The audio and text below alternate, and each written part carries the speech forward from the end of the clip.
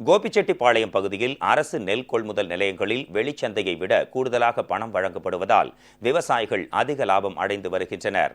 இதற்காக முதலமைச்சர் செல்வி ஜெயலலிதாவுக்கு விவசாயிகள் தங்கள் நெஞ்சார்ந்த நன்றியை தெரிவித்தனர்.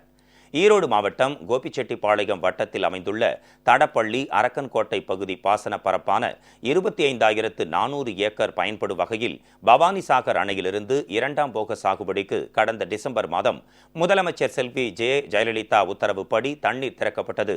இதையொட்டி சுமார் 16,000 ஏக்கரில் நெல் நடவும் மற்ற பகுதிகளில் கரும்பு உள்ளிட்ட பயிர்களும் நடவு செய்யப்பட்டன. அத்துடன் மானிய விலையில் விதை நெல், உரங்கள், நடவு மானியம் மற்றும் தொழில்நுட்ப உதவிகள் வழங்கப்பட்டன.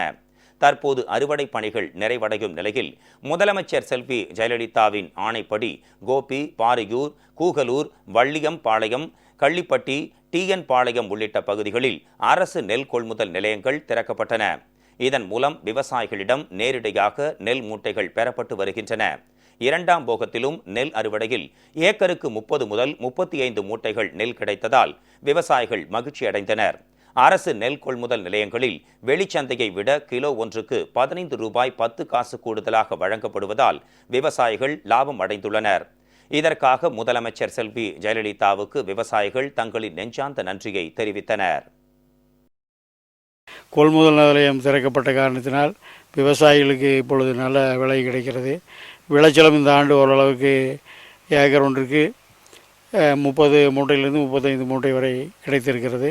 இது தமிழ்நாடு அரசு இந்த நெல் கொள்முதல் நிலையம் திறந்து வைத்த மாண்புமிகு தமிழக முதல்வர் புரட்சி தலைவி அம்மா அவர்களுக்கு இந்த பகுதி தடப்பள்ளி அரக்கன்கோட்டை பகுதி விவசாயிகள் சார்பாகவும் பாசன விவசாய சங்கத்தின் சார்பாகவும் மூலமாக இந்த நன்றியை தெரிவித்து அரக்கன்கோட்டையிலைங்க புதுவள்ளியம்பலத்துலேங்க நெல் எல்லாம் கொண்டு வராங்க. நாங்கள் நல்லா தூத்தி பிடிக்கிறோங்க.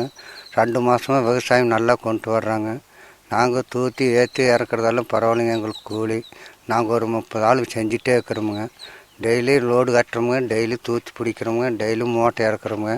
இந்த 2 மாதமாக பரவாயில்லைங்க. நல்லா சம்பாதனம் பாடுதுங்க. நல்லா இங்கேயே வேலை செய்யணுமுங்க. நல்லா வருமானம் பாடுதுங்க.